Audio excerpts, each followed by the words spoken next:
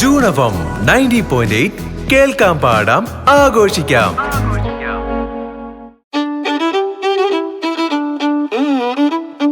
കൃഷിലോകം. മഴയും മണ്ണും വെയിലും നെയ്യുന്ന കഥകൾ, വിളയും വിശ്വാസവും ചേർന്ന് വളർന്ന സംഗീതം, ഓരോ വിത്തിനുള്ളിലും സ്വപ്നം വിതച്ച കർഷകന്റെ കൈകളിൽ പിറക്കുന്ന അത്ഭുതങ്ങൾ. ജീവിതത്തിന്റെ വിത്ത് നട്ടുണർത്തുന്ന ഓരോ കർഷകനും നാടിന്റെ പ്രതീക്ഷയാണ്. ആ കരുത്തിനെയും പരിശ്രമത്തെയും ആഘോഷിക്കാൻ കൃഷിലോകം. നമസ്കാരം. ഇന്നത്തെ കൃഷിലോകത്തിലേക്ക് ഏവർക്കും സ്വാഗതം. കഴിഞ്ഞ ആഴ്ച നമ്മൾ സംസാരിച്ചുകൊണ്ടിരുന്നത് മട്ടുപാവ് കൃഷി എന്ന വിഷയത്തെക്കുറിച്ചാണ്. അതേ വിഷയത്തെക്കുറിച്ച് സംസാരിക്കാൻ നമ്മളോടൊപ്പമുള്ളത് സിന്ധു എം. മട്ടുപാവ് കൃഷിയിൽ ഒരുപാട് പുരസ്കാരങ്ങൾക്ക് അർഹയായ വ്യക്തിയാണ്. അപ്പോൾ ഇനി നമുക്ക് മട്ടുപാവ് കൃഷിയുടെ കൂടുതൽ വിശദാംശങ്ങൾ സിന്ധു മാമിനോട് തന്നെ നേരിട്ട് ചോദിച്ചറിയാം. കൃഷിലോകം. മട്ടുപാവ് കൃഷിയുടെ പ്രധാന ഗുണങ്ങൾ എന്തൊക്കെയാണെന്നാണ്, പ്രത്യേകിച്ചും നഗരവാസികളായവർക്ക് എങ്ങനെയാണ് ഈ മട്ടുപാവ് കൃഷി കൂടുതൽ ഉപകാരപ്രദമാക്കാനായിട്ട് സാധിക്കുക? ഏറ്റവും എടുത്തു പറയേണ്ടത് എൻ്റെ കുട്ടികൾക്ക്, എൻ്റെ ഫാമിലിക്ക് വിഷമില്ലാത്ത പച്ചക്കറികൾ എടുത്ത് രാവിലെ പോയി പറിച്ചുകൊണ്ട് വന്നിട്ടാണ് ഞാൻ കറികളൊക്കെ ഉണ്ടാക്കുന്നത്. എന്നെ സംബന്ധിച്ചത് ഭയങ്കര ഒരു സാറ്റിസ്ഫാക്ഷനാണ്. പിന്നെ ഞാൻ ഒരു കാര്യം പറയുകയാണ്, ഞാൻ ഇന്നിപ്പോൾ ഇവിടെ ഇരിക്കണത് ഒരുപക്ഷെ ബാങ്കിൽ മാത്രം സ്റ്റാഫായിട്ട് ഇരുന്നിരുന്നെങ്കിൽ നിങ്ങൾ എന്നെ വിളിക്കില്ലായിരുന്നു, അല്ലേ? അപ്പം ഞാനതൊരു പ്രിവിലേജ് ആയിട്ട് തന്നെ കാണുകയാണ്. എന്നെ ഇവിടെ ഇപ്പം വിളിച്ച് ഞാൻ ഇവിടെ ഇരിക്കുന്നെങ്കിൽ ഓക്കെ, അതിനെന്നെ സഹായിച്ചത് എൻ്റെ കൃഷിയാണ്. പിന്നെ ഏറ്റവും വലിയ കാര്യം എന്ന് പറയുന്നത് ഇത് തന്നെയാണ്. എന്നെ സംബന്ധിച്ച് ഒരു വെണ്ടയ്ക്കയും അല്ലെങ്കിൽ തക്കാളിയും എല്ലാം അത് ഉണ്ടായി കാണുമ്പോൾ ഉണ്ട സന്തോഷം എന്ന് പറയുന്നത്, മാനസിക ഉല്ലാസം എനിക്ക് ഭയങ്കരമാണ്. അത് എനിക്ക് എങ്ങനെയാണ് പറഞ്ഞറിയിക്കേണ്ടതെന്ന് അറിയില്ല. അപ്പോൾ എല്ലാവരും ചോദിക്കാറുണ്ട് എങ്ങനെ ഇങ്ങനെ ഒരു ക്രേസ് വരുന്നു എന്ന്. തീർച്ചയായിട്ടും ഞാനത് ആദ്യം പറഞ്ഞു, നമുക്ക് ആ ഒരു ക്രേസ് ഇതിലേക്ക് വരണം, എങ്കിൽ മാത്രമേ നമുക്കതിനകത്ത് സക്സസ് ആയിട്ട് ഒരു മനസ്സ് വേണം. അതുണ്ടായാൽ ഓക്കെ. പിന്നെ പാളിച്ചകളൊക്കെ വരും, തീർച്ചയായിട്ടും ഉണ്ടാവും. എനിക്ക് ഒരുപാട് പാളിച്ചകൾ വന്നിട്ടുണ്ട്. പക്ഷെ അതിൽ നിന്നെല്ലാം നമ്മൾ പഠിക്കുകയാണ് ഓരോ പാഠങ്ങൾ. അങ്ങനെ ഒരിക്കലും താത്തു വെക്കാം. ഈ നിമിഷം വരെയും എനിക്കിത് നിർത്തണം എന്ന് തോന്നിയിട്ടില്ല. ഒരുപാട് പ്രാവശ്യം അബദ്ധങ്ങളൊക്കെ പറ്റിയിട്ടുണ്ട്. നമ്മളത് അവിടുന്ന് ഓവർകം ചെയ്ത് വരും, അത്രേ ഉള്ളൂ. ഇപ്പം ഈ ഒരു സമയം എന്ന് പറഞ്ഞു കഴിഞ്ഞാൽ മട്ടുപാവ് കൃഷിയിൽ അത്യാവശ്യം നല്ല രീതിയിലൊന്ന് എസ്റ്റാബ്ലിഷ്ഡ് ആയ ഒരു സമയമാണ്. പക്ഷെ ഇതിനു മുൻപ് മട്ടുപാവ് കൃഷി തുടങ്ങി ഇത് പൂർണ്ണമായും ഒരു പരാജയമായി മാറി എന്നുള്ള ഒരു ഘട്ടത്തിൽ എപ്പോഴെങ്കിലും എത്തിയിട്ടുണ്ടോ? അതായത് കൃഷി ചെയ്തത് ഒന്നും പിടിക്കാതെ വരിക, അങ്ങനെ എന്തെങ്കിലും ചാലഞ്ചസ് ഫേസ് ചെയ്യേണ്ടതായിട്ട് വന്നിട്ടുണ്ടോ തുടക്കത്തിൽ? തീർച്ചയായിട്ടും ഉണ്ട്. അത് ഞാൻ തുടക്കം ശരിക്കും പറഞ്ഞാൽ ചലഞ്ചസ് ആയിരുന്നു. കാരണം നമ്മൾ ഇതിൽ 100% അവെയർ അല്ലല്ലോ. പല കാര്യങ്ങളും നമ്മൾ മണ്ടത്തരങ്ങൾ കാണിച്ചു വെക്കും. ഇനി ഒരു പ്രാവശ്യം എല്ലാ വിളയും നല്ല ഭംഗിയായിട്ട് വളർന്നു നിൽക്കുന്ന സമയത്താണ് നമ്മുടെ കൃഷി ഓഫീസർ, അത് പറയണല്ലോ, നമ്മുടെ കൃഷി ഓഫീസർ നല്ല ഹെൽപ്പാണ് കേട്ടോ. കൃഷി ഓഫീസർ വന്നു. അപ്പോൾ കുറച്ചും കൂടി ഒന്ന് പുഷ്ടിപ്പെടുത്താൻ വേണ്ടിയിട്ട് അദ്ദേഹം വളരെ സ്നേഹത്തോടു കൂടി എനിക്ക് ഒരു ഫെർട്ടിലൈസർ തന്നു. അപ്പോൾ അത് എന്ത് ചെയ്തു, കുറച്ച് ചെടികൾക്കല്ലേ കുറച്ച് നന്നായിട്ട് ഇരുന്നോട്ടെ എന്ന് കരുതി ഞാനത് ആ നന്നായിട്ട് നിന്ന് ആ ഒരു ടെറസ് ഫുൾ ഈ സാധനം അടിക്കുകയാണ്. പക്ഷെ അതിൻ്റെ ഡോസേജ് കൂടിപ്പോയി. പിറ്റേ ദിവസം രാവിലെ ചെല്ലുമ്പോൾ ഞാൻ കാണുന്ന ടെറസ് ഫുൾ കരിഞ്ഞു നിൽക്കുന്നതാണ്. ഭയങ്കര സങ്കടമായിരുന്നു. പക്ഷെ എന്ന് വിചാരിച്ചിട്ട് ഞാൻ നിർത്തിയൊന്നുമില്ല. ഓക്കെ, ഞാനതെല്ലാം വലിച്ചു കളഞ്ഞിട്ട് അടുത്തത് വീണ്ടും തുടങ്ങി. ഭയങ്കര സങ്കടമായിരുന്നു. അറിയാലോ, നമ്മൾ അത്രയും എഫേർട്ട് ഇട്ടിട്ടാണ് അത്രയും വരെ എത്തിച്ചത്. കംപ്ലീറ്റ് പോയി. അതപ്പോൾ അങ്ങനെ ചില മണ്ടത്തരങ്ങളും പറ്റുന്നുണ്ട്, അറിവില്ലായ്മയോടൊക്കെ പറ്റും നമുക്ക്. പക്ഷെ ആ പാഷൻ ഉള്ളത് കൊണ്ട് ഞാൻ വീണ്ടും മുന്നേറി പോകും. ഇപ്പോൾ ഏകദേശം എത്ര കൊല്ലമായി മട്ടുപാവ് കൃഷി എന്ന് പറയുന്നത് തുടങ്ങിയിട്ടൊരു 10 വർഷത്തോളമായി. 10 വർഷത്തോളം.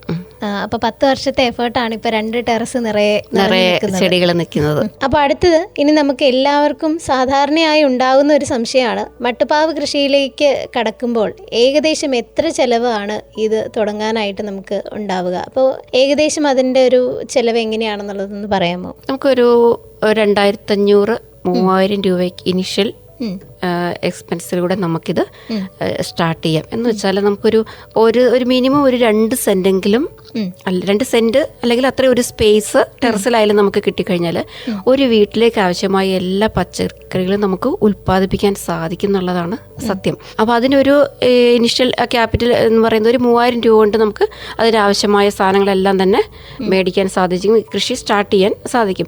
പിന്നെ ഞാൻ ഈ പറഞ്ഞ പോലെ ബയോ കമ്പോസ്റ്റ്, അങ്ങനെ ബയോ ഫെർട്ടിലൈസർ, അതുപോലെ കീടനാശിനികൾ, അതൊക്കെ നമുക്ക് തന്നെ, ഞാൻ ജൈവമാണെല്ലാം ഉപയോഗിക്കുന്നത്, ഇതൊക്കെ നമുക്ക് വീട്ടിലുണ്ടാക്കി എടുക്കാവുന്നതേ ഉള്ളൂ. അപ്പോൾ അതൊക്കെ നമുക്ക് എക്സ്ട്രാ കോസ്റ്റ് ഒന്നും വരുന്നില്ല. അപ്പോൾ അങ്ങനെയാണെങ്കിൽ നമുക്കൊരു 3000 രൂപ ഉണ്ടെങ്കിൽ ഒരു വീട്ടിലേക്ക് ആവശ്യമായ പച്ചക്കറി കൃഷി തുടങ്ങാൻ സാധിക്കും.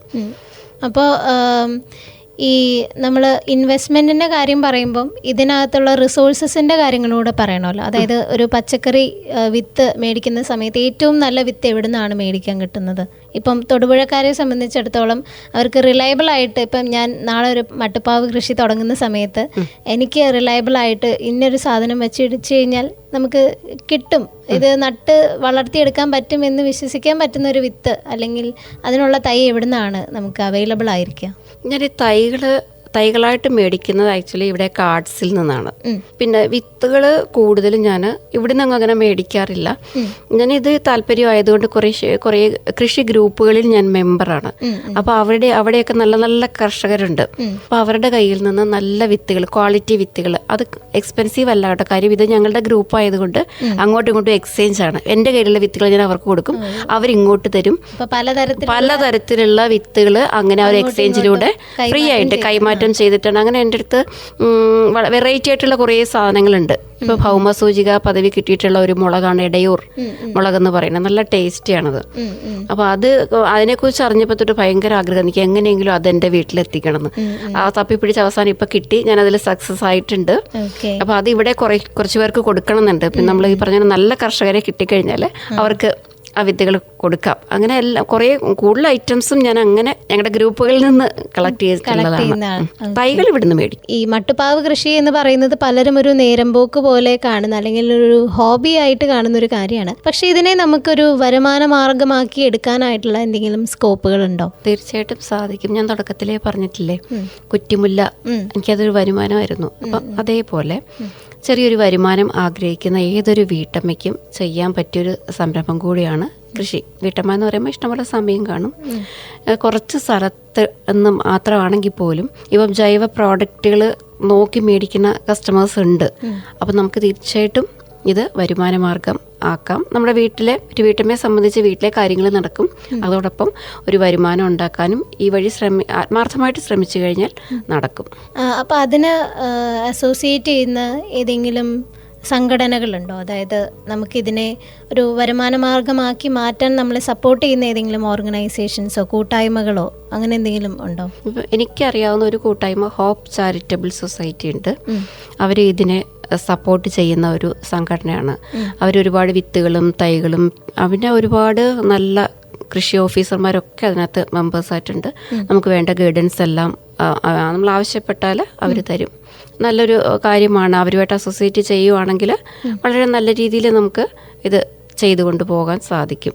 ഓക്കെ. അപ്പോൾ മട്ടുപ്പാവ് കൃഷിയെക്കുറിച്ച് ഒരു മുൻപരിചയം ഇല്ലാത്ത ഒരാൾക്ക് എന്തെങ്കിലും ഒരു ട്രെയിനിങ്ങോ കാര്യങ്ങളോ ഒക്കെ ലഭിക്കാനായിട്ട് ഈ ഒരു അസോസിയേഷനിൽ കോണ്ടാക്ട് ചെയ്താൽ മതിയാവോ? നിലവിൽ അവരിപ്പം അങ്ങനൊരു ട്രെയിനിങ് ഒന്നും കണ്ടക്ട് ചെയ്യുന്നില്ല. പക്ഷേ നമ്മൾ അഗ്രികൾച്ചർ യൂണിവേഴ്സിറ്റികളിൽ ഈ ട്രെയിനിങ്ങുകൾ കാലാകാലങ്ങളായിട്ട് നടത്തുന്നുണ്ട്. അപ്പോൾ അത് ഈ പറഞ്ഞ താല്പര്യം കൊണ്ട് നമ്മളത് വരുന്നുണ്ടത്. എനിക്കിപ്പോൾ അറ്റൻഡ് ചെയ്യാൻ ടൈം കിട്ടാത്തതുകൊണ്ട് ഞാൻ പോകാമല്ലോ. പക്ഷേ നമ്മുടെ കാർഷിക സർവകലാശാലകൾ പലപ്പോഴും ട്രെയിനിങ് നടത്തുന്നുണ്ട് ഇതിലേക്ക് വേണ്ടിയിട്ട് തന്നെ. മട്ടുപ്പാവ് കൃഷിക്കും അല്ലാത്ത വലിയ രീതിയിലുള്ള കൃഷിക്കും ഉണ്ട്. അതോടൊപ്പം തന്നെ മട്ടുപ്പാവ് കൃഷിക്കുള്ള ട്രെയിനിങ്ങുകൾ അവർ കണ്ടക്ട് ചെയ്യുന്നുണ്ട്, കൊടുക്കുന്നുണ്ട്. ജൈവ കൃഷി ചെയ്യുന്ന പലരും നേരിടുന്ന ഒരു പ്രശ്നമാണ് ഈ കീടങ്ങളുടെ ശല്യം എന്ന് പറയുന്നത്. അപ്പോൾ അത് എങ്ങനെയാണെന്ന് പരിഹരിക്കാനായിട്ട് പറ്റുക? അപ്പോൾ വീട്ടിലെങ്ങനെയാണ് കീടങ്ങളൊക്കെ വരുമ്പോൾ എങ്ങനെയാണ് അതൊന്ന് പരിഹരിക്കുന്നത്? ഇവിടെ ജൈവ കൃഷിയിൽ ശരിക്കും പറഞ്ഞാൽ ഈ കീടങ്ങൾ ബാധിച്ചതിന് ശേഷം നമ്മൾ ഈ ജൈവ കീടനാശിനികൾ പ്രയോഗിക്കുമ്പോൾ അതിൻ്റെ എഫക്റ്റ് കിട്ടാൻ ഇത്തിരി താമസം വരും.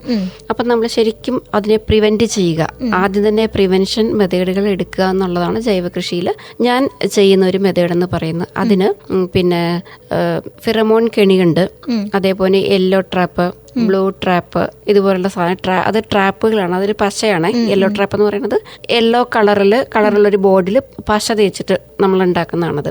മേടിക്കാനും കിട്ടും, മാർക്കറ്റിൽ അവൈലബിൾ ആണ്. അപ്പോൾ അത് ഉപയോഗിക്കാം. അതേപോലെ തന്നെ നട്ട് ഒരാഴ്ചയൊക്കെ കഴിയുമ്പോൾ തൊട്ട് നമ്മൾ വേപ്പെണ്ണ അധിഷ്ഠിതമായ കീടനാശിനികൾ, വേപ്പെണ്ണയും അതുപോലെ തന്നെ കാന്താരിമുളകും വെളുത്തുള്ളിയും കൂടെ ചതച്ചിട്ട് അതിൻ്റെ നീരെടുത്ത് ഇതുമായിട്ട് മിക്സ് ചെയ്ത് അങ്ങനെ.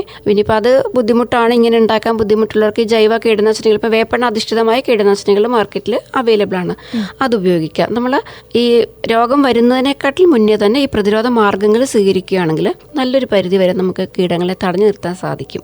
ഈ നടുന്നതിന് മുൻപായിട്ട് നമ്മൾ ചെടികൾ എന്തിനെങ്കിലും ലൈനിൽ മുക്കി നടുക, അങ്ങനെ എന്തെങ്കിലും ഉണ്ടോ? ഉണ്ട്. അതിന് നമുക്ക് ട്രൈക്കോഡെർമ, സ്യൂഡോമോണാസ് ഇത് രണ്ടും ഞാൻ യൂസ് ചെയ്യുന്നുണ്ട്. അപ്പം ട്രൈക്കോഡെർമ എന്ന് പറയുന്നത് അത് നമുക്ക് മണ്ണിലാണ് ഞാൻ ചേർത്ത് കൊടുക്കുന്നത്. അപ്പം വേര് പടലങ്ങൾ ധാരാളം ഉണ്ടാവാനും വേരോട്ടത്തിനും അത് സഹായിക്കുന്നുണ്ട്. അതുപോലെ തന്നെ സ്യൂഡോമോണാസ്, ഈ വിത്ത് നമ്മൾ നടുന്നതിന് മുമ്പും ഈ സ്യൂഡോമോണാസ് ലൈനിൽ കുതിർത്തി വെച്ചിട്ടാണ് പാകാറുള്ളത്. അതിനുശേഷം അത് ഈ തൈ നടുന്നതിന് മുമ്പും ഈ സ്യൂഡോമോണാസ് ലൈനിൽ മുക്കിയതിന് ശേഷമാണ് നടുന്നത്. അപ്പോൾ ഇത് വളർച്ചയ്ക്ക് സഹായിക്കും, അതുപോലെ തന്നെ മണ്ണിലുണ്ടാവുന്ന കീടത്തെ എല്ലാം തന്നെ പ്രതിരോധിക്കും. പിന്നെ അതുപോലെ തന്നെ ജൈവ ബിവേറിയ എന്ന് പറഞ്ഞിട്ട് ഇതുണ്ട്, അതൊക്കെ നല്ല ഇഫക്റ്റീവാണ്. പക്ഷെ അതൊക്കെ നമ്മൾ നല്ല സ്ഥലത്തുനിന്ന് നോക്കി മേടിക്കണം എന്നുള്ളതാണ്. അപ്പോൾ ഈ ഒരു മട്ടുപ്പാവ് കൃഷി എന്ന് പറയുന്ന ഈ ഒരു മേഖലയിലേക്ക് കടന്നു വരാൻ ഉദ്ദേശിക്കുന്നവരോട് എന്താണ് പറയാനായിട്ടുള്ളത്? ഇത്രയും വർഷത്തെ ഒരു എക്സ്പീരിയൻസിൽ നിന്നും എന്താണ് പറയാനായിട്ട് ആഗ്രഹിക്കുന്ന ഒരു കാര്യം? ധൈര്യപൂർവ്വം മുന്നോട്ട് വരിക. ഇപ്പം നമുക്കറിയാവുന്നൊരു കാര്യമാണ്, നമ്മൾ ഈ കരിവേപ്പില, പച്ചമുളക് പോലുള്ളതിലൊക്കെ ഭയങ്കരമായ വിഷം അടിച്ചിട്ടാണ് നമ്മുടെ കൈകളിലേക്ക് എത്തുന്നത്. അപ്പം ഇത് ഉൽപ്പാദിപ്പിക്കുന്ന സമയത്ത് അടിക്കുന്ന വിഷം മാത്രമല്ല അതിനകത്തുള്ളത്, ഇത് പ്രിസർവ് ചെയ്യാനും ഇതേപോലെ തന്നെ പോയിസൺ അവർ ഉപയോഗിക്കുന്നുണ്ടെന്നാണ് പറയുന്നത്. അപ്പം ഈ വിഷലിപ്തമായ പച്ചക്കറികളിൽ നിന്ന് ആ പച്ചക്കറികൾ നമ്മുടെ കുട്ടികൾക്ക് നമ്മൾ കൊടുക്കില്ല എന്നൊരു തീരുമാനം നമ്മുടെ ഓരോ വീട്ടിലും എടുക്കുകയാണെങ്കിൽ നമുക്കൊരു പരിധി വരെ ഈ വിഷം ഉള്ളിലാക്കുന്നത് ഒഴിവാക്കാൻ പറ്റും. അപ്പോൾ എനിക്ക് പറയാനുള്ളത്, ഈ റെസിഡൻസ് അസോസിയേഷനുകൾ വഴിയാണെങ്കിലും, ഇനി അതല്ല വീട്ടമ്മ തന്നെ ആവണമെന്നില്ല, ജോലിക്ക് പോകുന്നവരാണെങ്കിൽ പോലും കുറച്ച് സമയവും നമ്മുടെ മാറ്റിവെക്കാൻ കണ്ടെത്തുകയാണെങ്കിൽ തീർച്ചയായിട്ടും നമുക്ക് ഒരു വീട്ടിലേക്ക് ആവശ്യമായ എല്ലാ പച്ചക്കറികളും വീട്ടിൽ തന്നെ ഉൽപ്പാദിപ്പിക്കാൻ സാധിക്കും. അപ്പം അതിനൊരു മനസ്സ് വെച്ച് കഴിയുന്നത്ര ആൾക്കാർ മുന്നോട്ട് വരിക. നമ്മുടെ ഈ സമൂഹത്തിൽ ഇപ്പം കാർന്നു നിന്നുകൊണ്ടിരിക്കുന്ന പ്രശ്നമാണ് ക്യാൻസർ. അപ്പോൾ അതിന് നല്ലൊരു പരിധി വരെ ഈ വിഷലിപ്തമായ നമ്മൾ കഴിക്കുന്ന സാധനങ്ങൾ തന്നെയാണ് കാരണമാകുന്നത്. അപ്പം അതിൽ നിന്നൊരു മോചനം ഉണ്ടാക്കാൻ നമ്മൾ ഓരോരുത്തരും വിചാരിക്കുക. ഓരോ വീട്ടമ്മമാരെന്ന് ഞാൻ പറയുന്നെങ്കിലും അച്ഛന്മാർക്കും വരാട്ടോ. ശരിക്കും പിന്നൊരു ഫാമിലിയുടെ ഒരു കൂട്ടായ്മ, അത് നമുക്ക് ഇതിനകത്ത് നല്ല രീതിക്ക് കൊണ്ടുവരാൻ പറ്റും. ഇപ്പം അമ്മ കൃഷിപ്പണിക്ക് പോകുന്നു, ഓക്കെ, ഹസ്ബൻഡും കുട്ടികളും എല്ലാവരും കൂടെ കൂട്ടി കുറച്ച് സമയം നമുക്ക് ഒരുമിച്ച് സ്പെൻഡ് ചെയ്യാനുള്ള ഒരു വേദിയും കൂടെ ഇതിനെ നമുക്ക് ആ രീതിക്കൂടെ ഇതിനെ ഒരുമിച്ച് വരാനുള്ള ഒരു അവസരം കൂടി ഉണ്ട് ഇതിനകത്ത്. അപ്പോൾ ആ രീതിയിൽ നമുക്കിതിനെ കൊണ്ടുവരാം. എനിക്ക് ഏറ്റവും ഇതായിട്ട് പറയാനുള്ളത്, കഴിയുന്നത്ര ആൾക്കാർ ഈ ജൈവ കൃഷിയിലേക്ക് വരിക. അതിന് മട്ടുപ്പാവാവണമെന്ന് ഒരു നിർബന്ധമില്ല. ഇപ്പം വീട്ടിൻ്റെ റൂഫിൽ നമുക്ക് ഇല്ല, പക്ഷേ ഒരു സെൻറ്റ് സ്ഥലം എങ്കിലും നമ്മുടെ മുറ്റത്ത് നമുക്ക് കിട്ടുന്നുണ്ടെങ്കിൽ അത് പച്ചക്കറി കൃഷിക്കായിട്ട് നമ്മൾ ഉപയോഗിക്കുക. അങ്ങനെ നമ്മൾ ഈ അത്യാവശ്യം നമുക്ക് കുറച്ച് എല്ലാം ഒന്നും പറ്റിയില്ലെങ്കിലും ഒരു 3/4 ഭാഗവും നമുക്ക് നമ്മുടെ വീട്ടിൽ അങ്ങനെ ഉൽപ്പാദിപ്പിക്കാൻ സാധിക്കും. അതിൽ ഒരു സ്വാശ്രയത്വത്തിലേക്ക് നമ്മൾ എത്തിച്ചേരുക. അപ്പോൾ ഇത്രയും തിരക്ക് പിടിച്ച ജോലി തിരക്കിൻ്റെയും അതുപോലെ തന്നെ മട്ടുപ്പാവ് കൃഷിയുടെയും ഒക്കെ തിരക്കുകളുടെ ഇടയിൽ ഇന്നത്തെ നമ്മുടെ കൃഷി ലോകത്തിന് വേണ്ടി സമയം മാറ്റിവെച്ച് ഇത്രയും നേരം നമ്മളോടൊപ്പം ഉണ്ടായിരുന്നത് സിന്ധു മാഡം ആയിരുന്നു. അപ്പോൾ ഇത്രയും നേരം നമ്മളോടൊപ്പം സമയം ചെലവഴിച്ചതിന് ഏറെ സ്നേഹത്തോടെ നന്ദി അറിയിക്കുകയാണ്. ഒരുപാട് പേർക്ക് മാതൃകയാവാനും ഇൻസ്പിറേഷൻ ആവാനും ഒക്കെ മാഡത്തിന് ഇനിയും സാധിക്കട്ടെ. ഒരുപാട് ഉയരങ്ങൾ കീഴടക്കാനും പുരസ്കാരങ്ങൾ നേടാനും ഒക്കെ സാധിക്കട്ടെ എന്ന് ആശംസിക്കുന്നു. നല്ലൊരു പുതുവത്സരത്തിൻ്റെ ആശംസകളും കൂടെ നേർന്നുകൊണ്ട് thank you so much. Thank you Manasi. ഒരുപാട് സന്തോഷമുണ്ട് എന്നെ ഇങ്ങനൊരു പരിപാടിയിലേക്ക് വിളിച്ചതിന്. അപ്പം ഇത് എന്നെ ശ്രവിക്കുന്ന നമ്മുടെ ജൂഡ് FM-നെ ശ്രവിക്കുന്ന എല്ലാ ശ്രോതാക്കൾക്കും ഈ ഒരു പരിപാടി ഇൻസ്പിറേഷൻ ആകട്ടെ. ഈ FM വഴി നല്ലൊരു കർഷകയാകാൻ സാധിച്ചു എന്ന് കുറച്ച് പേരെങ്കിലും അങ്ങനെയെങ്കിലും പറഞ്ഞുകൊണ്ട് കുറച്ച് പേര് മുന്നോട്ട് വരാൻ ഉതകട്ടെ നമ്മുടെ ഈ ഒരു ഇന്നത്തെ ഇൻ്റർവ്യൂ. Thank you. അപ്പോൾ ഇന്നത്തെ കൃഷി ലോകത്തിൽ നമ്മൾ ചർച്ച ചെയ്തത് മട്ടുപ്പാവ് കൃഷിയും അതിൻ്റെ കൂടുതൽ വിശദാംശങ്ങളുമാണ്. മറ്റൊരു കൃഷി വിശേഷവുമായി നമുക്ക് വീണ്ടും കൃഷി ലോകത്തിൽ കേട്ടുമുട്ടാം. Until then, this is me RJ Mansi signing off. Stay tuned to Jude FM 90.8. കേൾക്കാം, പാടാം, ആഘോഷിക്കാം. കൃഷിലോകം.